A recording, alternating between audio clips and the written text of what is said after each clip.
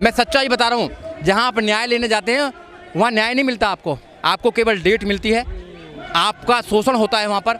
आपके पास इतना पैसा नहीं है कि अच्छे अच्छे वकीलों को कर सको, 10-10 लाख 15-15 लाख रुपए आप दे सको आप वहाँ पर।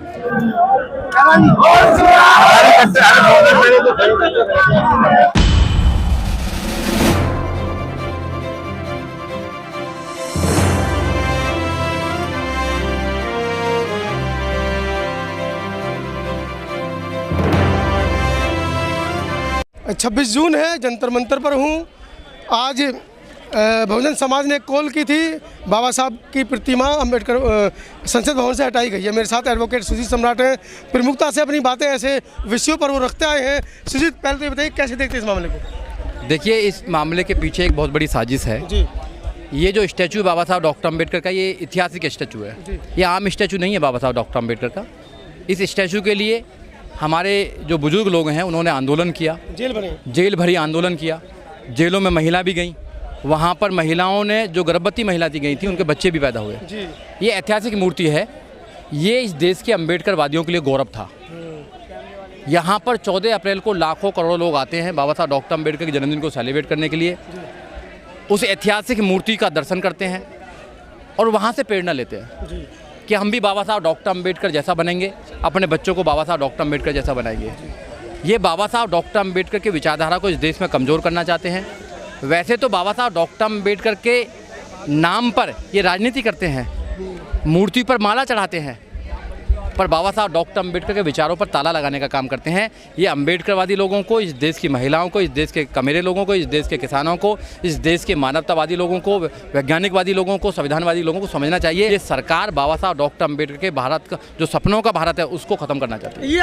ये आप आरोप लगा रहे हैं। सरकार कह रही है हमने अरबों रुपए के संग्रहालय, अम्बेडकर इंटरनेशनल, 26 अलीपुर, कई 100 करोड़ रुपए लगाकर बना दिए हैं। ये मिल की ज़मीन खरीद ली है, विदेशों में बाबा साहब के ज़्यादा पढ़े लिखे बैठे वो सब उन्होंने खरीद लिए। इतने बड़े काम उन्होंने कर दिए। अभी मैंने एक शब्द बोला था कि मूर्ति पे माला, विचारों पे ताला।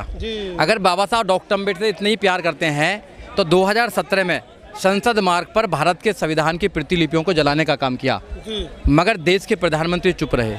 He was the silent. बिल्कुल, कोई बयान नहीं है। 2017 में उन्हीं के MP ने, अनंत कुमार हेगड़े ने बोला, we are here to change the constitution of India. 2014 में जब आए थे तब भी 2017 में बोला, ये ओपनली स्टेटमेंट दिया, मगर देश के प्रधानमंत्री ही वॉज द साइलेंट, वो चुप रहे।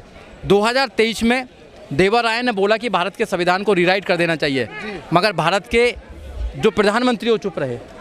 और 2024 में जब आम चुनाव आया तो उन्होंने ओपनली बोल दिया कि हमें 400 पार करा दिए, भारत के संविधान को बदल देंगे। किस मुंह से कहते हैं कि बाबा साहब डॉक्टर अम्बेडकर के भारत का जो उनके सपनों का भारत को बचाना चाहते हैं, ये बाबा साहब डॉक्टर अम्बेडकर के संविधान को बचाना चाहते हैं। और जब देश की महान जनता ने इनको जवाब देने का काम किया तो देश के प्रधानमंत्री मोदी जी ने पहले दिन ही भारत के संविधान को सर पर लगा लिया। तो ये क्या है? ये नाटक नहीं तो क्या है? ये उनके शंकराचार्य भी कह रहे हैं कि हम आग लगा देंगे। ये दिखावा करते हैं, दिखावा।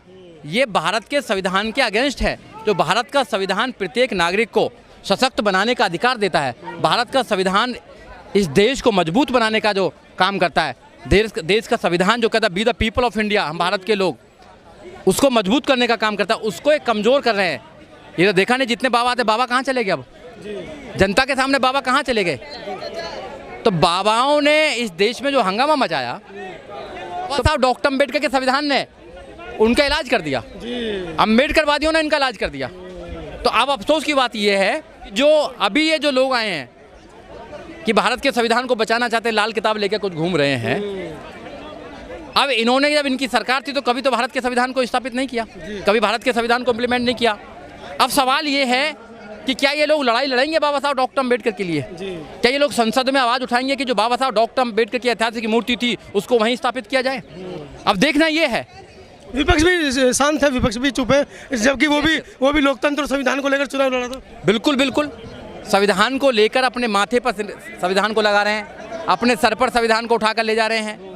तो इन लोगों को ये स्थापित करना चाहिए कि हम बाबा साहब डॉक्टर अम्बेडकर से प्यार करते हैं, बाबा साहब डॉक्टर अम्बेडकर की आइडियोलॉजी से मोहब्बत करते हैं, बाबा साहब के संविधान से अगर हम इस देश को चलाना चाहते हैं तो बाबा साहब डॉक्टर अम्बेडकर के स्टैचू को पुनः वहाँ पर स्थापित किया जाए।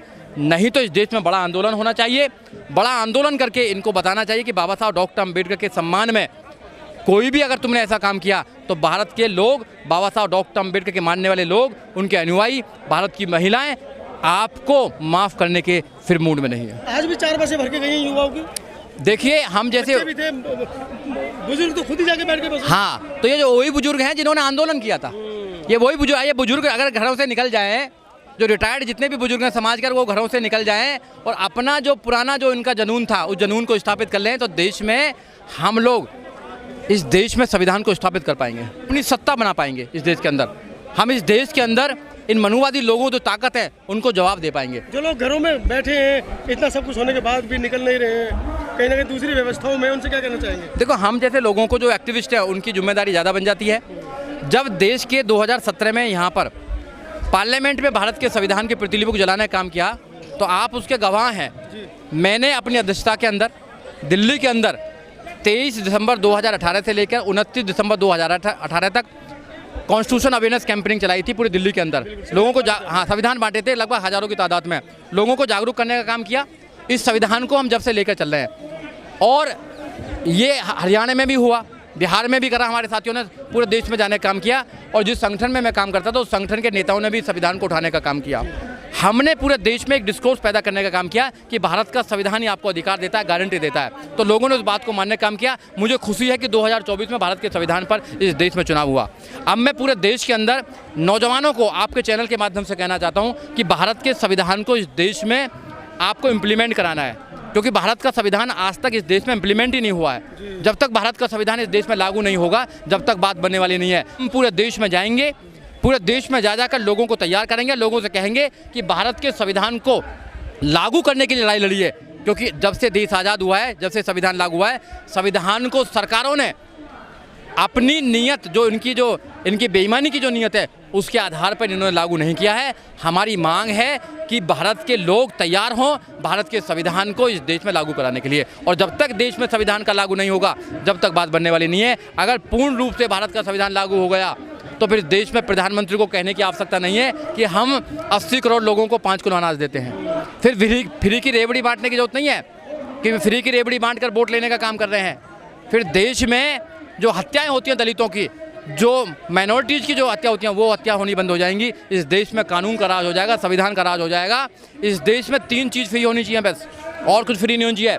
एजुकेशन फ्री होनी चाहिए, जो फंडामेंटल राइट्स है हमारा। वो तो निजीकरण कर दिया उन्होंने सब। हाँ, निजीकरण, वही मैं कर रहा हूँ। एजुकेशन को फ्री नहीं करना चाहते, जो इंसान को सशक्त बनाती है। बाबा साहब डॉक्टर अम्बेडकर ने कहा है कि एजुकेशन, शिक्षा वो शेरनी का दूध है, जो पिएगा वो दहाड़ेगा, कहीं भी दहाड़ेगा वो। आज हम बोल रहे हैं, आप बोल रहे हैं, शिक्षा के माध्यम से बोल रहे हैं, तो शिक्षा का प्राइवेट कर रहे हैं। शिक्षा में ठेकेदारी प्रथा कर दी है। एक एक आदमी के पास में एक मतलब 100 उनके कॉलेज बना रखे हैं। वो एजुकेशन माफिया बन चुका है। अब नीट का एग्ज़ाम आपने देखा, पेपर लीक हो रहे हैं, एजुकेशन का भट्टा बैठा दिया है। तो हमारी मांग है कि एजुकेशन फ्री होनी चाहिए। दूसरा, न्याय फ्री होना चाहिए। इस देश में एक जरा सा अगर कोई आदमी गलती से भी अगर कुछ हो जाता है, पुलिस उसको अपराधी बना देती है, तो 20 साल 30 साल तो उसको न्याय में जाना पड़ता है। आप तो खुद इस पेशे से हैं। हाँ। क्या अच्छा, इसी पेशे के लेकर बात कर लेते हैं। क्या मामला है, क्यों 20-20 30-30 साल तक केस चलते रहते हैं? सरकार की उदासीनता। सरकार ने ऐसा इंफ्रास्ट्रक्चर नहीं बना रखा है, इतने जज नहीं है, कॉम्पिटेंट जज नहीं है। वो एक मानसिकता को लेकर आते हैं कि वो लोगों को न्याय दे सकें।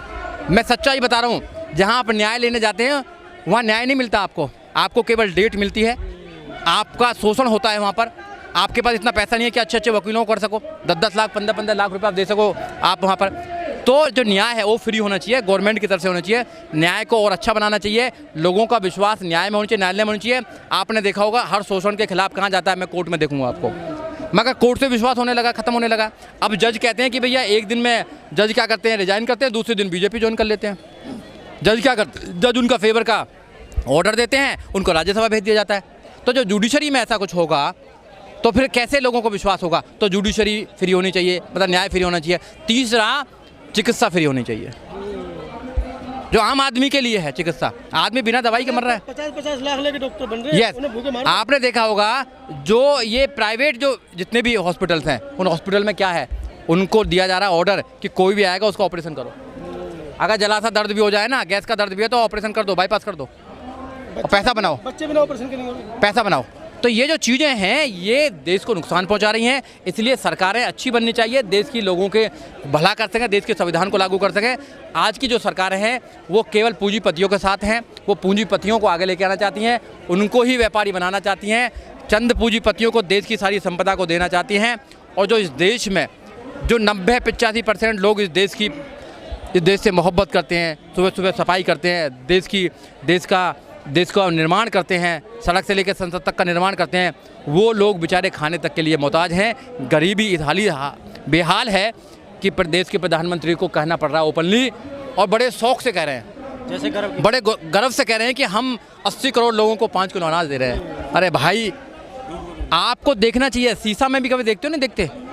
कभी अपना चेहरा शीशा में देखते हो? आप जिन लोगों ने आपको प्रधानमंत्री बनाया, आप तो कहते हैं मैं गरीब का बेटा हूं, मुझे प्रधानमंत्री बनने का अधिकार नहीं था। जिस संविधान ने आपको प्रधानमंत्री बनाने का अधिकार दिया, उस संविधान को बदलने का बात करते हो, पर आप साइलेंट हैं। प्रधानमंत्री ऑलवेज साइलेंट, वो हमेशा साइलेंट रहते हैं, और वैसे कहते हैं कि दलितों को मत मारना, मारना तो मुझे मारो। ये इशारा देखिए ना, आप लोग उनका जितने वो करते हैं, ड्रामा करते हैं, शायद बड़े से बड़ा अच्छा एक्टर भी ना कर पाए।